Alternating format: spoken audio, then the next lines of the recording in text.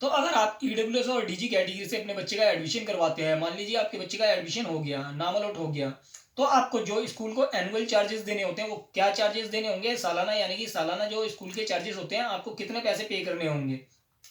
और अगर आपके बच्चे का बर्थ सर्टिफिकेट दिल्ली का ना होके किसी और राज्य का है, तो क्या आप आवेदन कर पाएंगे? क्या वह बर्थ सर्टिफिकेट आपका मान्य होगा? स्कूल उस बर्थ सर्टिफिकेट को एक्सेप्ट करेगा? और क्या आप अपने बच्चे का एक से ज्यादा 2 फॉर्म भर सकते हैं, 3 फॉर्म भर सकते हैं, या आप अपने बच्चे का नर्सरी क्लास के लिए अलग फॉर्म भर सकते हैं, केजी क्लास के लिए अलग 2 फॉर्म इस तरीके से भर सकते हैं? ये सारी जानकारी आपको वीडियो के अंदर मिलने वाली है। तो अगर आप हमारे चैनल पर पहली बार आए तो हमारे चैनल को कर लें सब्सक्राइब। चलते हैं वीडियो की तरफ।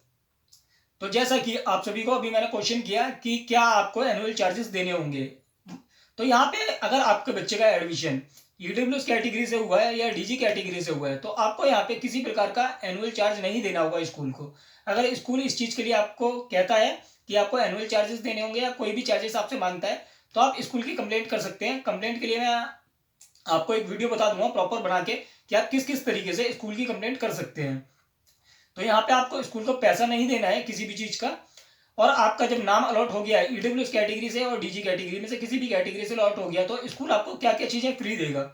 तो आपके बच्चे को यहाँ पे बुक्स फ्री दी जाएंगी, किताबें जो रहती हैं आपकी, और यहाँ पे आपके बच्चे को ड्रेस फ्री दी जाएगी और कॉपी फ्री दी जाएंगी, जिनका स्कूल आपसे चार्ज नहीं कर सकता है। अगर आपसे स्कूल इस चीज़ के लिए चार्ज मांगता है, तो आप पिछले साल का नोटिफिकेशन उसे दिखा सकते हैं। जैसे कि डायरेक्टर ऑफ एजुकेशन की तरफ से पिछले साल नोटिफिकेशन में था, 2023-24 के नोटिफिकेशन में लिखा गया था कि स्कूल को बुक्स, ड्रेस और कॉपी तीनों चीजें बच्चे को निःशुल्क देनी होंगी। तो आप वो वाला नोटिफिकेशन दिखा के स्कूल से ये सारी चीजें मुफ्त प्राप्त कर सकते हैं। और बात आती है कि आपके बच्चे का बर्थ सर्टिफिकेट किसी अदर स्टेट का बना हुआ है, तो वो वैलिड होगा या आप स्कूल में एक्सेप्ट किया जाएगा वो birth certificate? Director of education द्वारा वो सर्टिफिकेट मान्य होगा या नहीं होगा?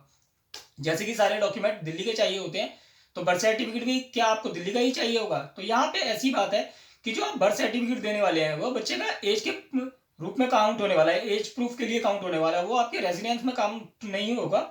तो आप जो निवास के लिए अपना प्रूफ देंगे, यानी कि रेजिडेंट प्रूफ में जो भी डॉक्यूमेंट देंगे वो अलग डॉक्यूमेंट है, बर्थ सर्टिफिकेट आपका अलग डॉक्यूमेंट है। बर्थ सर्टिफिकेट का सिर्फ इतना सा रोल है कि वो आपके बच्चे की एज को डिफाइन करता है।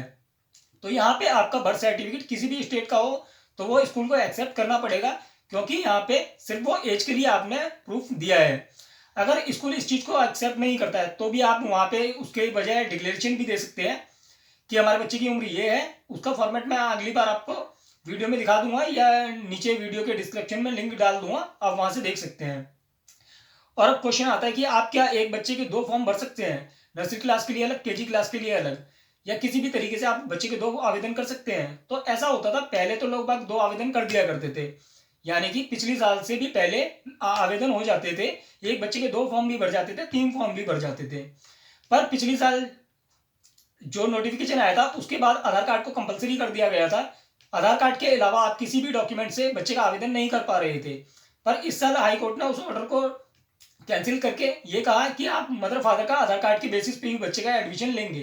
तो यहाँ पे आप बच्चे का एक एडमिशन तो आधार कार्ड के जरिए कर सकते हैं, जैसे कि आधार कार्ड के जरिए ही आपके बच्चे का एडमिशन होगा।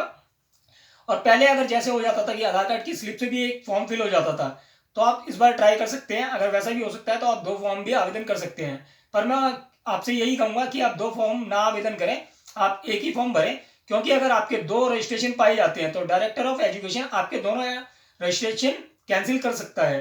तो आपको यहाँ पे एक ही आवेदन करना चाहिए। आशा करता हूँ दी गई जानकारी आपको अच्छी लगी हो। जानकारी अच्छी लगी हो तो वीडियो लाइक करें, चैनल सब्सक्राइब करें। अगर आपका कोई क्वेश्चन हो तो हमें कमेंट कर सकते हैं और पूछ सकते हैं हमारे से। धन्यवाद।